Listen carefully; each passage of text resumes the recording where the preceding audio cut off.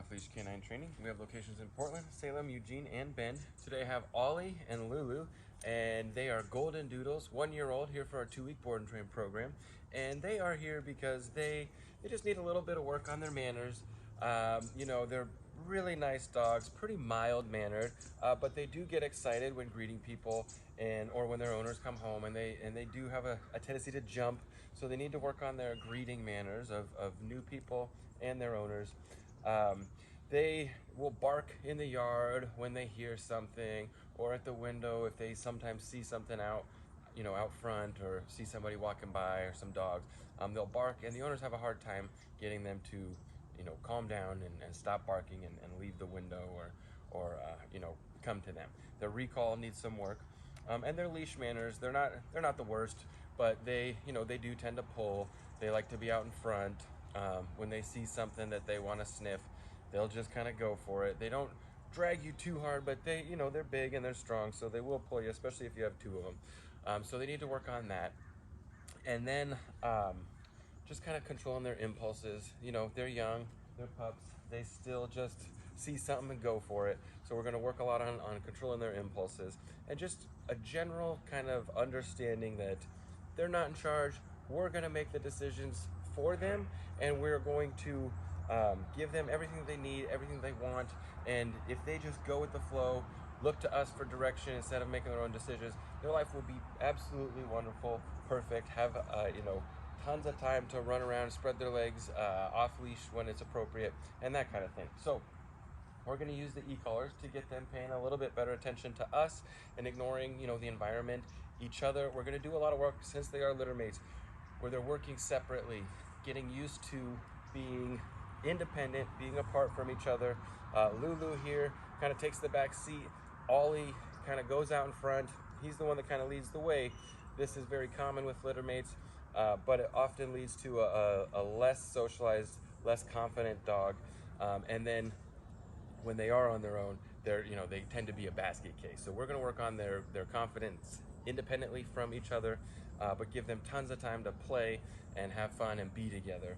But we're just going to do a lot of work separately. And then as we work through it, we are going to work them around each other together, kind of one at a time, having the other sibling be a distraction for the other one, so that they begin, even when they're together, listening and responding independently of each other. So we're going to take 2 weeks to do that. Stay tuned, and we will show you a very responsive couple pups, controlling their impulses, walking very nicely on and off leash, solid recall, and just having really good manners, tempering their excitement a little bit, and all that good stuff. So that their home, they have a 3-month-old baby in the home, so they just need to have a little bit calmer energy and respond a little bit better. So we're gonna do all that in 2 weeks, so stay tuned for that. Thank you.